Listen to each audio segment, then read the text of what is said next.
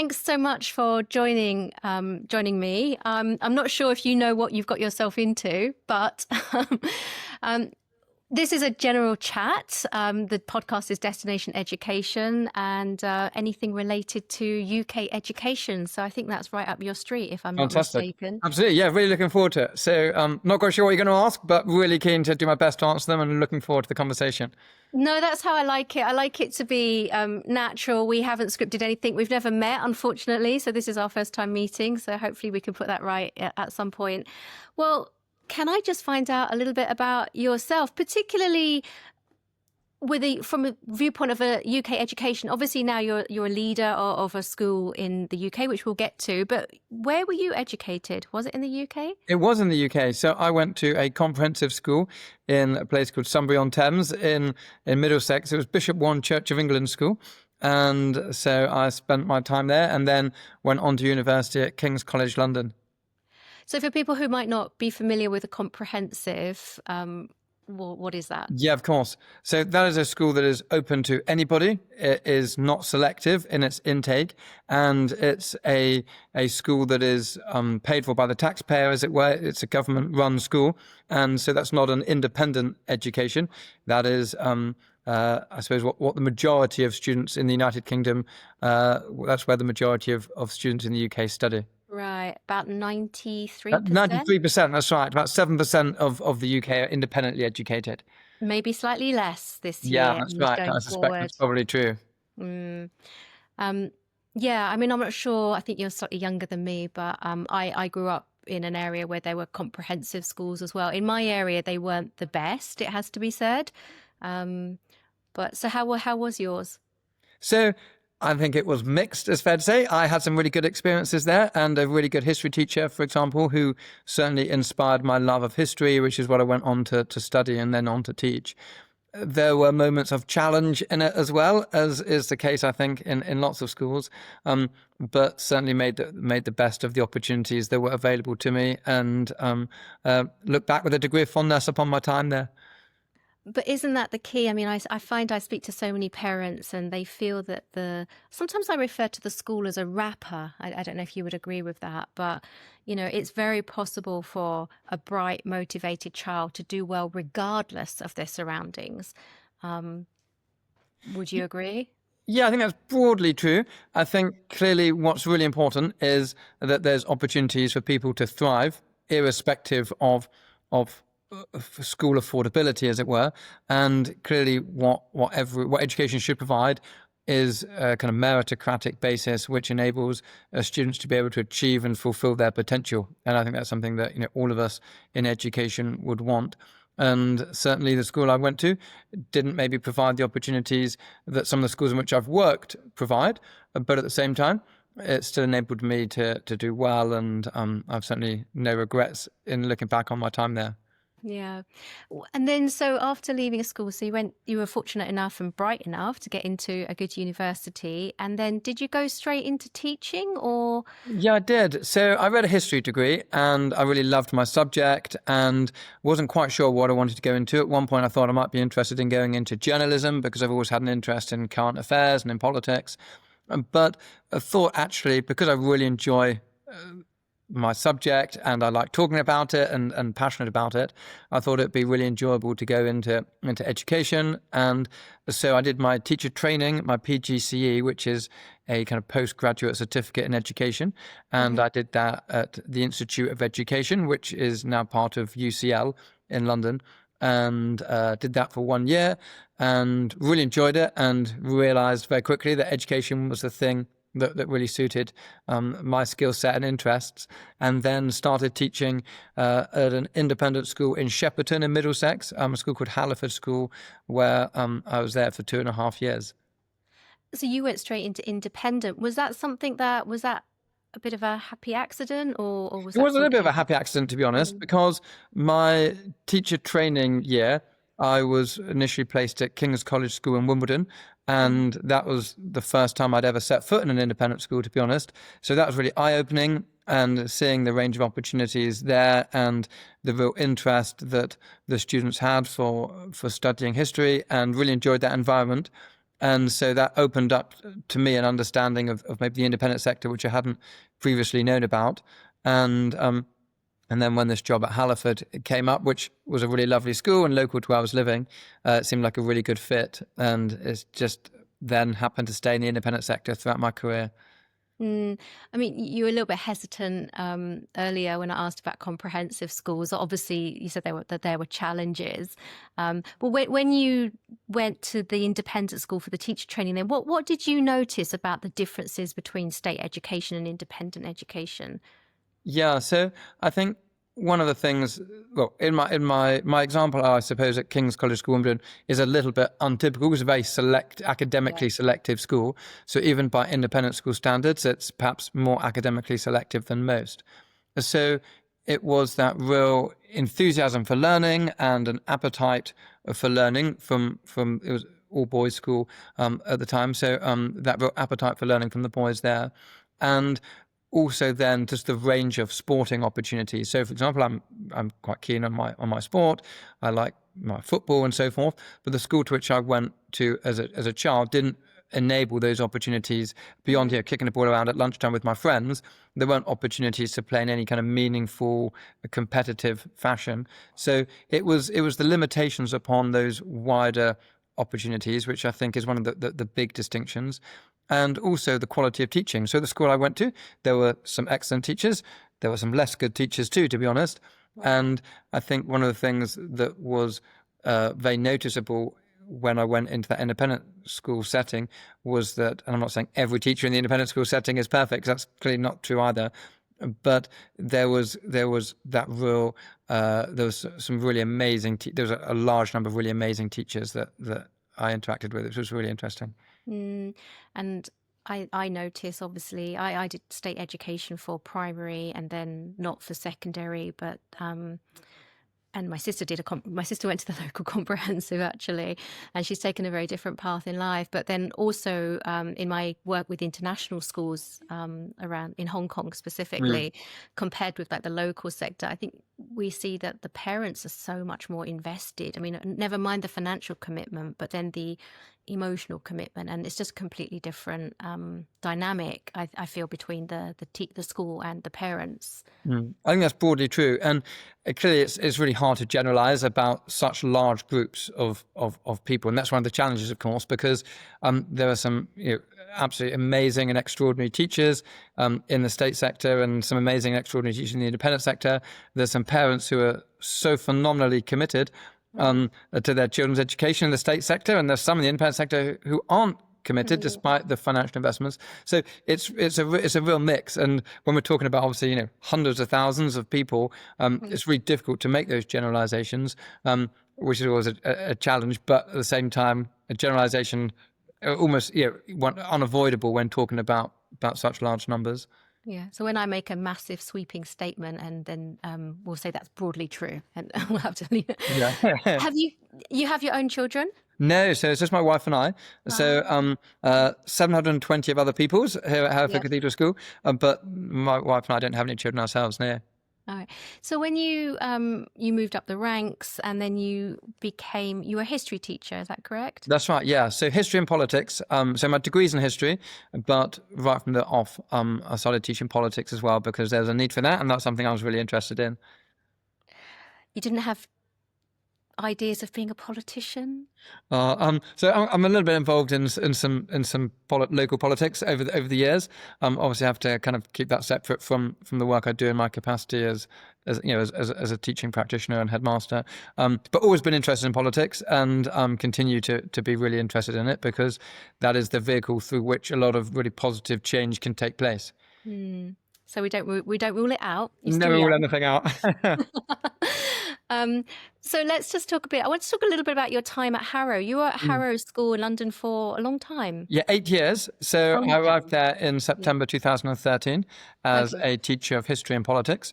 And in between my first school, Halliford, and Harrow, I was at St Edward's School in Oxford. And so joined Harrow in September 2013, and then I did a few different roles at the school. So in September 2014, I became head of politics. and ran the Politics Society there, known as the Palmerston Society, after the former British Prime Minister, Palmerston, who had been at the school. And then in 2017, I joined the senior leadership team. Firstly as Academic and Universities Director, and then secondly as Director of Studies, which is equivalent of Deputy Head Academic, before going on to headship. You'll know Keith Metcalf. We had him on. Yeah, I do know Keith. So Keith and I worked in the old Armoury, the SLT office, together for a number of years, and he's just down the road from me here in Malvern, here when I'm in Hereford. Indeed. And I asked him the same question.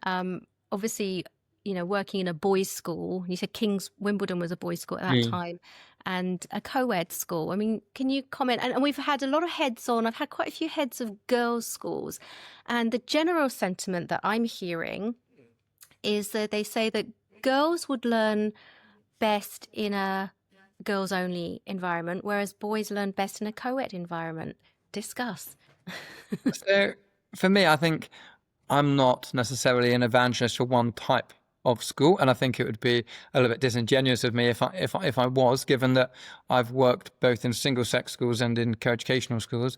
And for me, it's really about parental choice, and I think that's so important. And one of the great challenges of VAT, for example, is that is reducing very significantly the number of single-sex schools, because a number of schools who are going from single-sex to co-educational schools, while they may be branding it for educational reasons, if we're totally honest, I think a lot of those decisions are being driven by market forces and the fact you've only got 50% of your market if you're a single-sex school. So for me, it's not that I'm an evangelist for one or the other, but what I would say is that society is co-ed, so to speak.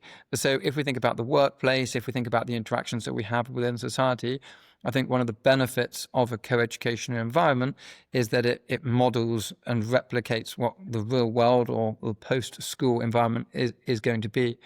One of the benefits, I think, of single-sex that is often the case, and this maybe isn't unique to single-sex boys or single-sex girls, is that subject choices are less gendered in the decision making. So in co-educational schools, sometimes students make subject choices which are perhaps perceived to be stereotypical, and there's a lot less of that in single-sex schools from my experience, and the national data would substantiate that. So it's not that there's necessarily one is better than another. I think it's going to vary from child to child as to what sort of experience they want and what works well for them. Yeah, no, I 100% agree. And, in the work that I do with parents, my whole shtick is I'm evangelical about finding the fit. Yeah. And, it's very possible that, if you've got a boy, you'd be looking at some co-ed schools and some boys' schools, and it might come down to the school and the particular fit at the time. I mean, I've got a boy and a girl, and they both went to co-ed schools. But my son was telling me the other day, though he's in the very typical boy subjects. He's in the STEM subjects. He's doing his A-levels now. And it just so happened with the timetabling thing that there was like one girl in one of his maths classes. And so they had to rejig the timetable to move her out because Oh, really? it wasn't the best environment to be a single girl in a class of all boys. But yeah, but interesting what you say about the reduction, the schools closing. I think there's like 23 schools that have closed in the last 12 months or something like that. And the number of schools that are now going co-ed, I totally agree, it's a commercial decision. Absolutely. It's so sad to see any school closing, and the impact that has on communities and on families is such a sad thing to see. And certainly even locally to us, we've seen a school close. Bedston College is closing at the end of this academic year, and we've had a number of students who applied to us, and just seeing the impact that has on individual families, individual students. And what's so sad is that so much of that is driven by what I would argue are unnecessary fiscal decisions which the UK government has taken. Would you care to elaborate on that? Yeah, of course. So it's been a triple whammy for the independent sector, and obviously the thing that has made the headlines the most is VAT on school fees. So the UK is the only country in the developed world that puts a tax on education, and it doesn't put a tax on all education. So it doesn't put VAT on nursery provision. It doesn't take VAT on universities. So this feels like a very ideologically driven attack, which is one whereby, and also one that's economically paradoxical, because what's happening is that a number of students are no longer remaining in the independent sector and being educated in the state sector, which comes at a huge cost to the taxpayer. And one also has to remember that families that are investing in their child's education, not only are they saving the taxpayer a lot of money by being educated privately, but by and large, they're above average earners who are paying a higher rate of income tax already. So they're being taxed, twice, as it were, and this is fundamentally a tax on aspiration. So that's a real challenge for the sector, but it's only one of three challenges.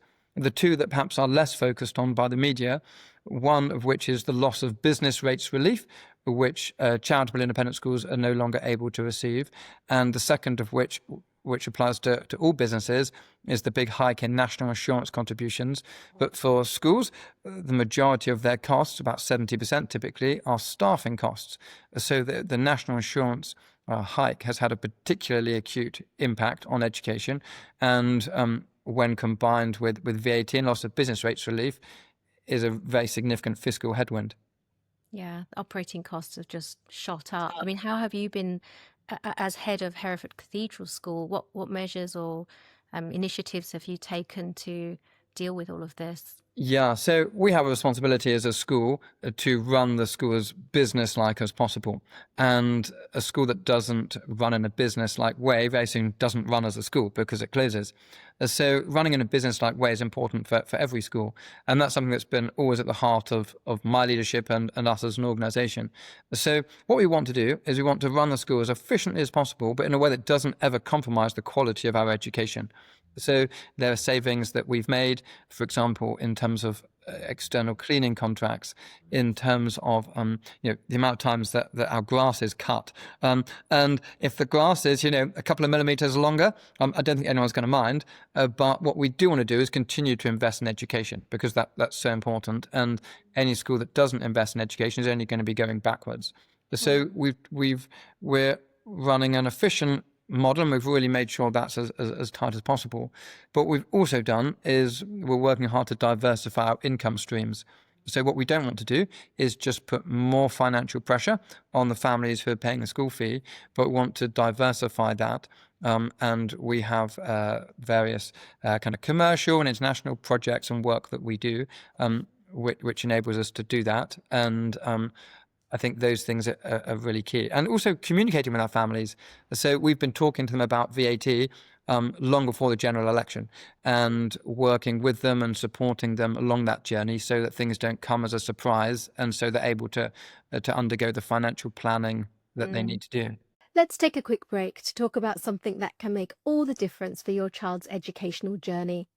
I'm thrilled to share that this episode is sponsored by Top Schools, your trusted partner in navigating the complex world of school applications. If you're aiming for a top independent school in the UK, Top Schools offers personalised consulting to ensure your child finds the very best fit with a guaranteed outcome. From identifying those best fit schools to crafting standout applications to invigilating the entrance exams, the expert team is with you every step of the way. Ready to take control of your child's future? Visit topschoolsadmissions.com or click the link in the show notes to learn more and book a consultation today. Use the code DESTINATION for 20% off. That code is DESTINATION for 20% off personalised support for entry into a top independent boarding school in the UK. Now back to our conversation. Yeah, you mentioned the triple whammy earlier. It was interesting because I was following this, and some of the schools actually announced the fee increases before the budget, and so before the rates rebate was withdrawn, and before the national insurance contributions, which I thought was quite premature at the time. I wonder if they're regretting that now. But I think that's quite possibly true. And there are also some schools who made announcements that they weren't going to put VAT, pass the VAT on and so forth. And for me, that feels like an odd decision, not least of all because it would imply that either you've been overcharging already, or that you're having to make some significant cuts to achieve it. So for us, we've certainly not sought to do anything kind of prematurely. We've sought to be as transparent as possible, but we certainly wanted to make decisions once we had all of the information.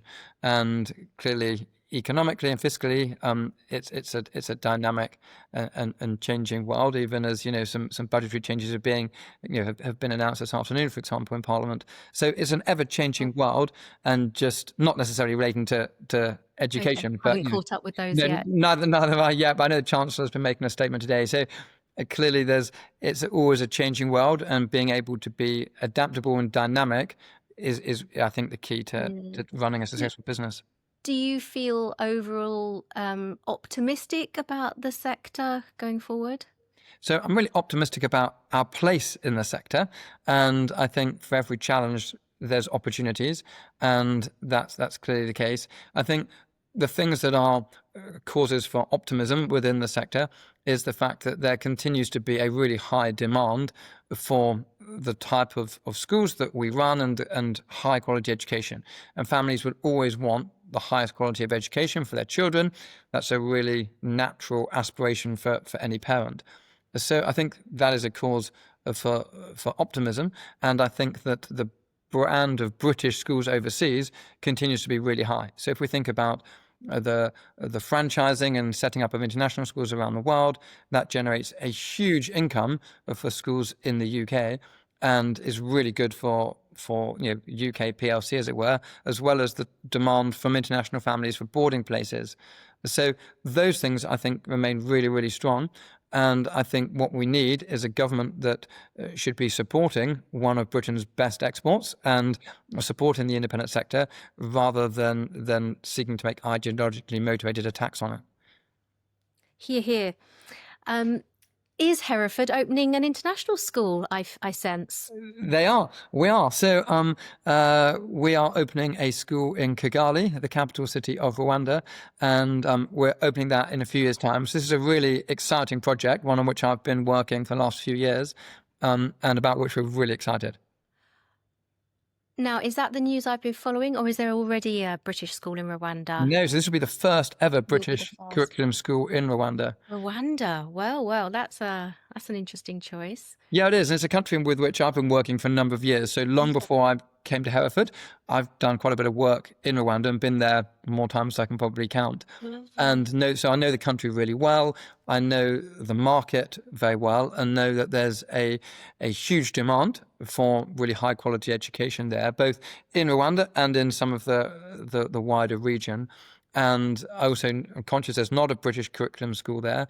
And I've got lots of friends who've been saying to me for a number of years, when are you going to set up a British curriculum school in Rwanda? There's lots of demand here for that. It's a really stable and safe country, one of the world's safest countries for women, for example, one of the safest capital cities in the world to be out at night in, and certainly a really good and growing economy, and an increasing level of demand for this sort of education. So really exciting.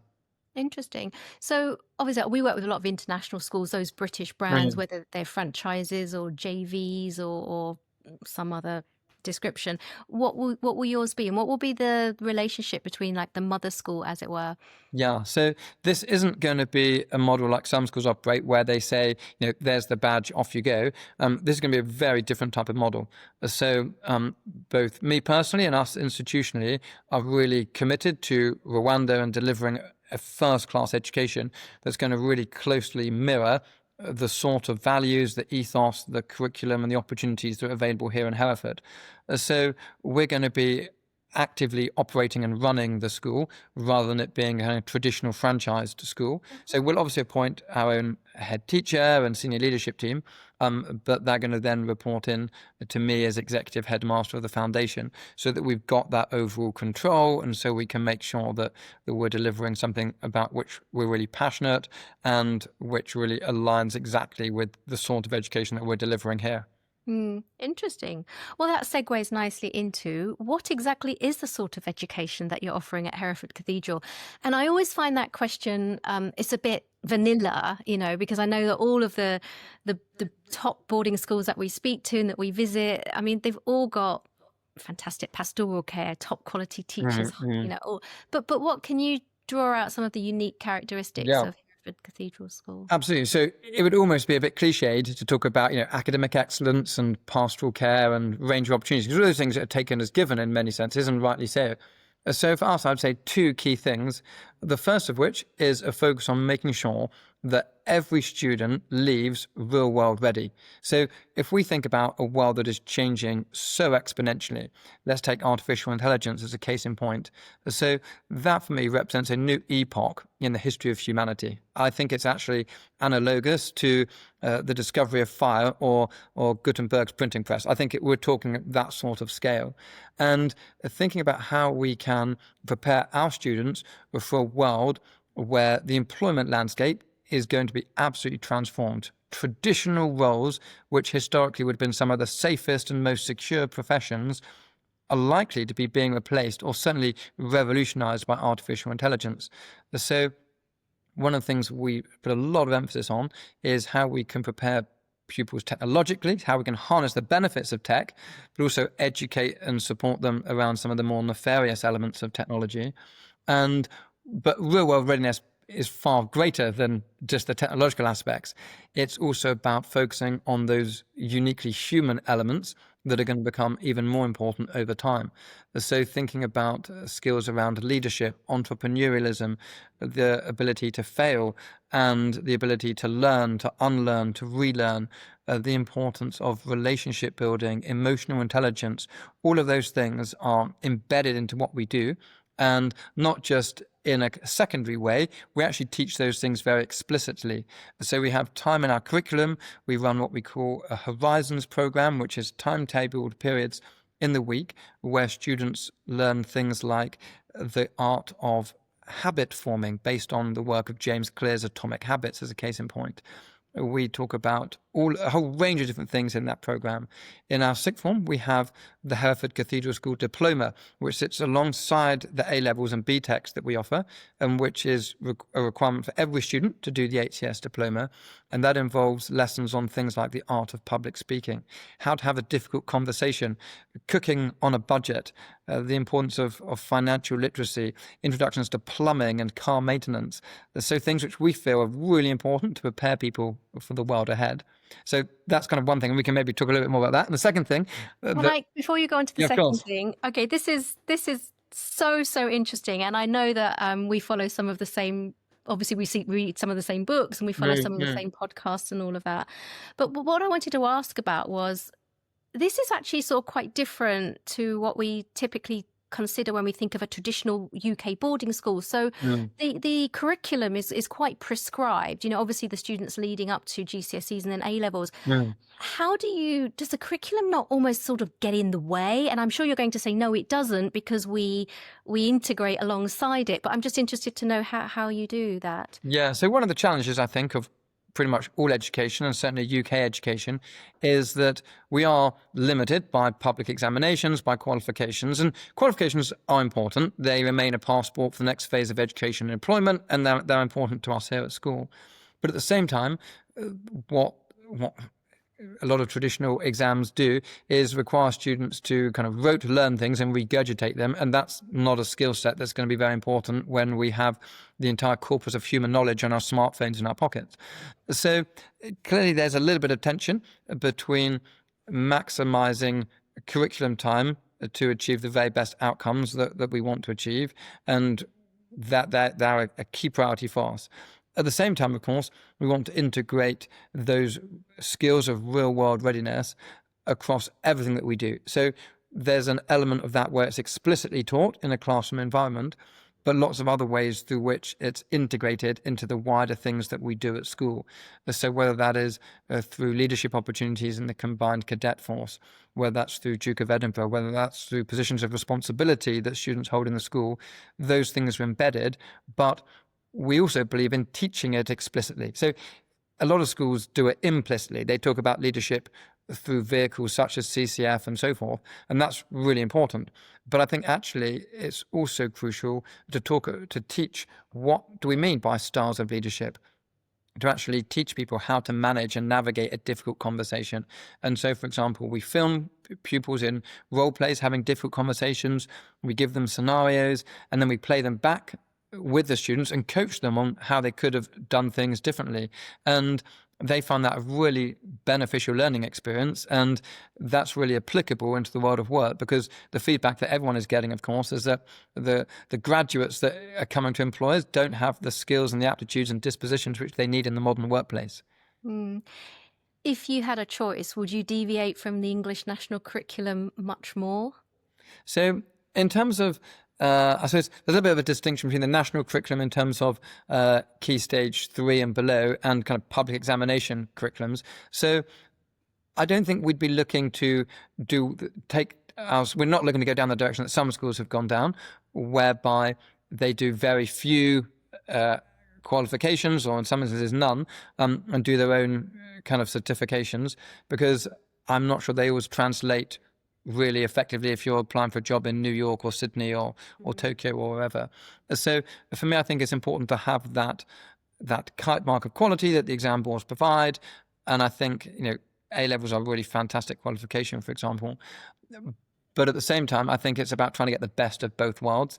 And clearly that's difficult, and there are decisions that have to be made, but I think it is possible, and clearly we achieve that here, looking at the exam results and successes that we have. But to achieve those really top results, but also to be able to prepare people for life beyond school. Yeah. Well, we're going to have to get on to the second and the third point that you wanted to make. So for me, another thing that makes Hereford a cathedral school different to so many other schools is the way that we're very values-led.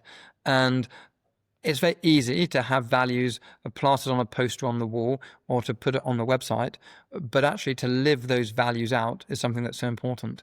And one of the things that I find really heartening as the leader of our organisation is the feedback that I get from students, from parents and from staff around the idea that actually what we talk about in terms of our values are lived out in the decisions that we make. So we have 3 core values, which are underpinned by our kind of Christian faith and Christian ethos as a cathedral school, is the themes of kindness, courage and integrity.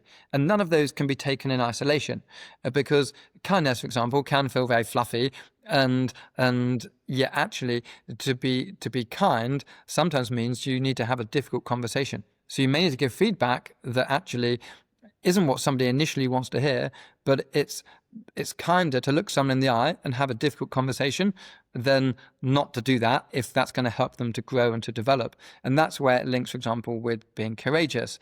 And that can manifest itself in myriad ways. It might be a student standing up and singing a solo in the cathedral in front of the school, something which is remarkably normal in a school like ours.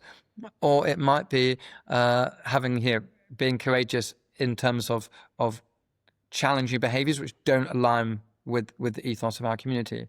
And then integrity is always a slightly tricky one to define, but I like to define it as doing the right thing on a bad day, even when no one is looking. And I think one of the challenges that we've got in our modern society is people don't talk enough about responsibility. And one of the things that we try to instill in our young people is a sense of responsibility, whether that is to their initial community, but also a wider civic responsibility, to think about not just what's in it for me, but how can I serve others outside of my immediate environment, and how can I add value to someone who will never have the opportunity to repay me. So an act of kindness, an act of service to others, and those things very much at the heart of what we're about as a school community. Yeah, that comes across very loud and clear, as kindness, courage, integrity. I mean, you are a Christian school, obviously a cathedral school. How much does that sort of underpin like everything that you do? And Yeah, so we're really privileged to be a cathedral school, and the cathedral's literally just behind me, and my office overlooks it, and the whole school is geographically located around the cathedral. We have a wonderful relationship with the dean and chapter of Hereford Cathedral School, of Hereford Cathedral. What I would say is it's really important ideologically because those values of the Christian faith underpin the decisions that we make, the ethos that we hold to, the values which we espouse. we also have the privilege of holding services in the cathedral several times a week.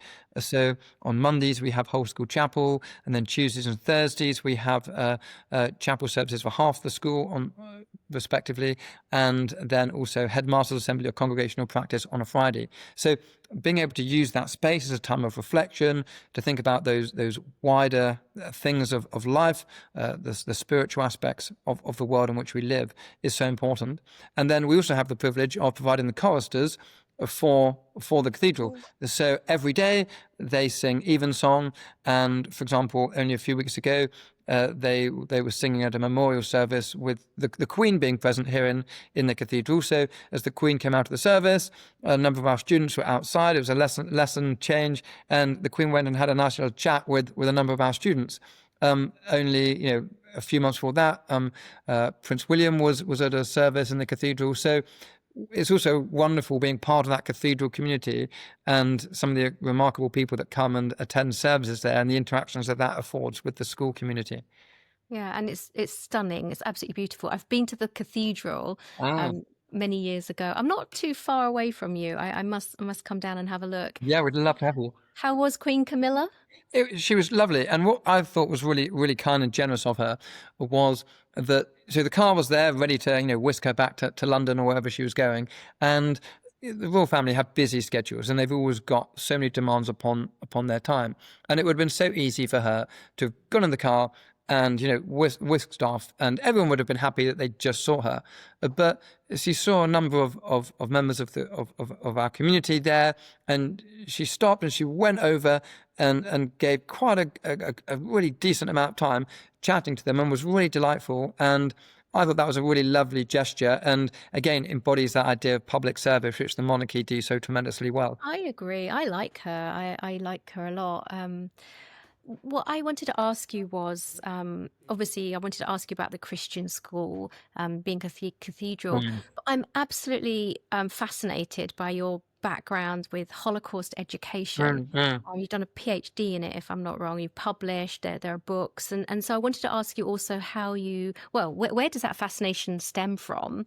And how do you also then weave that into teaching and learning at Hereford Cathedral School? Yeah, so you're right. My PhD is in Holocaust education, and my thesis was around a student's preconceptions of the Holocaust. So across the national curriculum in England, the Holocaust is taught in year 9, so amongst students aged 13 to 14. And my research was looking at what do students know about the Holocaust before they study it. So the preconceptions and often some misconceptions too, and only by understanding those are we able to really develop the best possible knowledge and understanding for the students. So where that derived from was my interest fundamentally in history and being a historian. And I was really fortunate that when I was doing my master's at the UCL Institute of Education, the person who was supervising my master's dissertation had just been appointed the director for the Center for Holocaust Education at UCL Institute for Education, and I was really keen to do a PhD, largely because I found it really interesting, not because I necessarily wanted to go into academia. That was never been something I've necessarily wanted to do, but it was trying to do something that was kind of useful educationally, pedagogically, and which combined kind of research with a period of history that I found really fascinating. So both at A-level and then at undergraduate level, I spent some time studying the Holocaust. So it's always been a period and topic that I think on a purely human level has always been both sobering but also very interesting as well. So they learn it in year 9. I imagine it's just like one topic, like one chapter in a textbook, is it? How long do they spend learning it? Yeah, I mean, it varies from school to school, but invariably it's only a relatively short period of time, just cumulatively, I suppose, if you add up the lessons, often just a few hours. And there was a piece of research that was done, I think it was 2008, 2009, which looked at how many hours teachers do teach the Holocaust. And it's a pretty short period of time. And obviously, some teachers are teaching that across English or religious education, as well as just from a historical perspective. But yes, it's a very limited period of time. One of the things I was privileged to be able to do when I was at Harrow was teach a sixth form elective. So that was something like 3 or 4 lessons a week for a whole term on Holocaust and genocide studies. So that was no curriculum. I was able to build the curriculum myself, no examinations. And it was something whereby the students had opted in to study it. So you basically had highly motivated students without all of those limitations of time or examination. And that was a real privilege then to be able to teach the subject at a really large degree of depth. Wow. Yeah, just wow. I mean, it's very specific, and that's probably we could delve into that in a. We haven't got time. Just wow, really, really interesting. The third characteristic of Hereford Cathedral School that you wanted to highlight? Yeah, so I would say one of the things that make us very exceptional, as it were, is around our music provision. So music is just at the heart of everything that we do. And it's so common to hear students singing and performing and playing. And what's so lovely is that amongst a lot of society, people are very self-conscious about their musical ability, or perhaps lack of it in some instances. But culturally, here, it's really normal to sing, to play, to perform, and not just in the choral tradition, although, of course, as a cathedral school, that's really important to us, but all types of music, whether that's an open mic night, whether that's a rock band, a jazz band. We're building a music recording studio at the moment, so students can produce their own work, thinking about the integration of technology and music. And I would say that real emphasis culturally on music, and obviously there's lots of students here who maybe music isn't their thing. It might be sport or drama or 101 other things, but there are very few schools in the country which maybe excluding specialist music schools, whereby students who have that interest and aptitude in music can thrive in such a way. So, for example, our chapel choir sing at St. Paul's Cathedral every year or two. They sing even some at other cathedrals.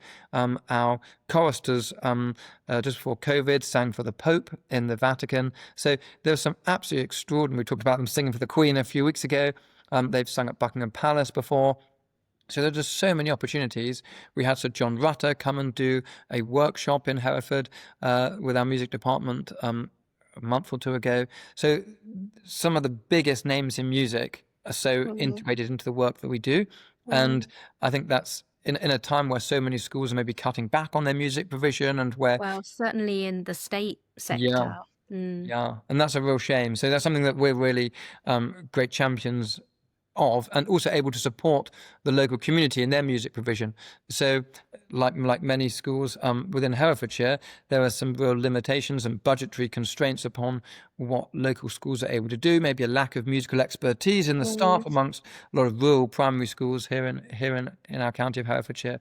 So as a music department, we try to support and help them as much as possible through programs of our department going out and helping. And we also run some really big concerts and orchestral and choral events, whereby lots of students from across the county, from different schools, come and sing in the cathedral with our students. And that's a really great community event. Are you musical yourself? Not in a big way. I can play the piano a little bit. I can kind of get by on the piano, and I really enjoy music. I'm not proficient in the way that a lot of people are. So I always think that's good news for our director of music, that I'm not super musical, because I'm not going to be telling him what should be in the repertoire for this concert or that concert. He's amazing, and he knows far more about it than me. So my job is to kind of run the school, and he very much does the musical side of things, and does it very expertly. Yeah. I'm not at all musical. It's something, but I'm not sporty or musical. I don't know. Don't have a skill, it seems. So very good podcast host. That's a very good skill, and you're doing that very expertly, if I may say. Thank you very much. We are running out of time. It's been really fascinating. I don't want to take up too much more of your time, but I do have some further questions. I think obviously we'll put some show notes. I think that any parents are interested to visit your school, we'll put some contact information, and I would love to come by as well. Don't know if I'll be able to squeeze it in this trip. No, that's okay. We'd love to have you, and thank you. Next time you're around, just let us know. We'd be delighted to have you. Just a sort of couple of cheeky questions. I mean, obviously a lot of parents will be listening to this, and they're maybe vaguely considering a UK education or more seriously considering it. And then when we get into the weeds, there's just so much choice, But if a parent were considering another school instead of yours, what would you say in order to convince them to choose yours? And I think probably that's a bad question, but let's go No, with that's a good it. question. There's a few things. I mean, the first thing I would say in terms of an international family is come and visit our boarding house. So I think there are very few boarding houses in the world that are as homely and as amazing as our one. So it's a few minutes away from school, and I think that's again a real advantage because it's home from home in a school where 95% of our school community are local British families. So again, that's wonderful for international families in terms of developing their English and so forth. But our boarding house has such a homely environment, and we've got a wonderful family of staff who look after the students. All the rooms are en suite. We've got beautiful grounds in the Herefordshire countryside. So there's that whole kind of boarding package, which is just wonderful. We don't have exeats. We're open over half term. But also then thinking about the educational side, it's about making sure that if you're making this huge investment, because that's what it is, you want to make sure that you're going to get a good return on your investment, and that focus on great exam results, but also being ready for the real world, employable and able to thrive in a world that's changing so fast. That is a dividend which I think pays off very well. Very business speak. It's interesting. Couple of the some of the schools. One of the schools that I was working with recently, about 5 years ago, the head was known as the CEO, and thought it was an interesting move, but it makes sense. It does. And so I often articulate my role as both headmaster and CEO. So I'm really comfortable taking on that title, because at the end of the day, schools are running as a business as well as a charity. So, we publish our accounts on Companies House and so forth, and I'm really comfortable speaking in business terms. So I have a lot of conversations about money, as you can imagine, with different families and different people, and I'm comfortable with that. And I think it's important to understand the business side of things as well as the educational, and being able to master both, I think, is the key to good leadership of a school. And in terms of that, I mean, we alluded earlier to some of the commercial challenges that schools are having, and so your international community at Hereford, separate from the school that you're setting up in Rwanda, I mean, are you seeing that as more of are you focusing more? What does it currently look like, and how do you see it evolving over the next few years? So at the moment, we have around 25 to 30 boarders, the majority of whom are international, but there's a good number of domestic students, and interestingly, a growing number of domestic students in our boarding house. And they come from such a wide range of countries from around the globe. And again, that's really fantastic. And for us, this has a huge benefit for our domestic community too, because Herefordshire is maybe less ethnically diverse in a lot of parts of the UK. And so to enable our Herefordshire families to understand what life is like in Mexico or in Peru or in Nigeria or Thailand or wherever else is so important and so interesting. And we're living in an increasingly globalized and interconnected world. And if we can represent some of that within our school community, I think we're better off for it, richer for it, and also more able to prepare students for that world into which they're going. So you just have 25 to 30 boarders out of how So many? As a senior school, we have around about 550 students, and then across the whole school, so we have a junior school as well, and nursery, around 720 students across the whole school. So it's a really small number. We've recently acquired a property adjacent to our boarding house, and we're going to be expanding our boarding provision. And again, the demand for our boarding is only going up because of the nature of the provision that we make. So we're really excited about developing that. So over the next 2 or 3 years, we're very hopeful that we'll have around about 50 boarders who'll be able to almost double that boarding community. But that will still represent about 10% of the whole school, and 10% is basically the cap, that not a cap in the formal sense, but that's the kind of the magic spot, because we want to make sure that we also are giving those opportunities for the international families to be surrounded by British students, which is often what those families want, of course. Yeah, it's always a delicate balance. We tend to sort of look for schools that have got Well, I think the worry on the part of the parents is if there's a small number of boarders, then what does it look like on the weekends? Yeah, that's a really good question. And one of the things where we're so different to a lot of schools that are maybe in the southeast is that our board, for a start, we don't have. It's not like the boarding house empties at the weekend, like a lot of schools do, which have domestic students who will go home for Sunday lunch or go home for weekends, and the boarding house is, there's only a few students from overseas. So because the majority of our boarding house is international, that means that it's open all weekend. As I say, we don't have exeats, we don't have leave weekends because we're a day school. So we have sports fixtures on Saturday, and there's lots of things going on. Last Saturday we had there's a classics workshop, there was a geography revision class, and we have concerts and play rehearsals. So it's a busy set of things going on, and the boarders are really involved in that, of course. Additionally, what we do is on Sundays, we have trips or activities. So the boarders go go-karting, paintballing, ice skating. They do trips to Oxford, to Bath, to Bristol. And so they're really busy. They get a bit of downtime, of course, but they also have opportunities to do lots of different things. And so all of those things are included in the fee. They're not extra for those weekend trips. So every weekend we have a really busy schedule of activities. And I think, again, that's something which we do far more intentionally, and if I may be so bold, better than a lot of other boarding schools do. Yeah, no. I probably need to land on my final question here. If you were me, what question would you ask that I haven't yet asked? That's a great question. I think for me, one of the questions would be, what is the motivation and what's your kind of mission? Because I think that's a question that's really important for any organization, and to think about, why are you doing what you're doing? So Simon Sinek, for example, always talks about starting with why. And so as an organization, we're really clear about what our mission is, what's our purpose.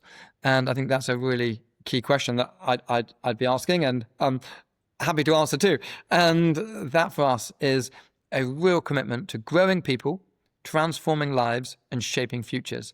And that is a remarkable privilege, to be able to be in a job where we can do that, where we can change people's lives, shape and transform them.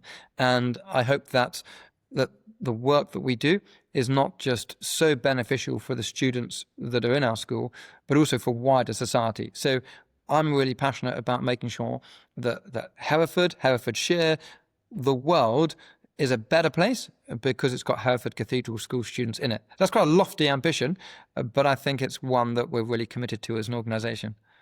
No, that's great. That's great. And so just one more, if I may, because I get the sense, I know that we read some of the same books, and you're talking about some very accessible writers and podcasters and that. So do you have some, and we can put these in the show notes, for your parents, for your community, do you have any recommendations? Well, lots and lots. So I spent a lot of time reading books around kind of leadership and so forth, as you may imagine. So I'm a big fan of John Maxwell. I think that the work that the Maxwell Leadership Institute does is really powerful. So the 21 Laws of Leadership, John Maxwell, is a kind of classic text, but really, really important. I've name-checked Simon Sinek. Again, his work on Why Leaders Eat Last, The Infinite Game, Start With Why, 3 really excellent books. I find Patrick Lencioni's work really, really insightful. He's written a number of kind of leadership fables, which are really readable and accessible. And so they're 3 of my kind of go-to authors. No, I will link to those. I don't know Patrick Lencioni. Is that? Yeah, so he's an American kind of thinker. I think he's based in San Francisco or that area, I believe. And yeah, he's written a whole range of different books around kind of leadership, teamwork, and the way he frames a lot of his books is he'll tell a story. So it's almost like reading a novel, but there's lots of leadership lessons woven in, and then that maybe final third of the book, he articulates and pulls out what those lessons were from the kind of, maybe a bit like Rich Dad Poor Dad, or sort of. Exactly. Yeah, which is a great required reading, I think, for every teenager. Yeah. It's been fascinating speaking with you, Michael. Thank you so much for giving up the time. I know you're super busy. We're reaching the end of term, so I think it's probably a little bit manic. I hope that you're gearing up for a well-rested break. Do you take the summer break? All of it? Some of it? I normally take a few days, if I'm really honest. So I'll take a week to go on holiday. And if I'm really honest, I think last summer I took 2 weeks and spent the rest of the time mainly in the office. But there's a great chance to kind of refresh and reflect. Obviously, the pressures and kind of the diary looks very different in the holidays, but it's a good time to kind of move the organisation on and get on with other kind of projects and some of the commercial work that we do and so forth. So yeah, it's not going to be feet up over the summer holidays. It'll be kind of still down to business with a little bit of respite and recharge along the way too. Yeah, take a rest. Well, I very much hope that we can meet face to face quite soon. Really love And, that. That'd be really lovely. Thank you so much for doing it. It's been fascinating. Thank you, Michael. No problem at all. Thank you for having me. It's been a real pleasure to be on the podcast. Thanks for listening. If today's episode sparked questions, or if you're ready for support with UK boarding school admissions, we're here to help. Reach out to us at www.topschoolsadmissions.com or follow the link in the show notes. Your child's exceptional UK boarding school educational journey starts with a conversation, so let's have a chat.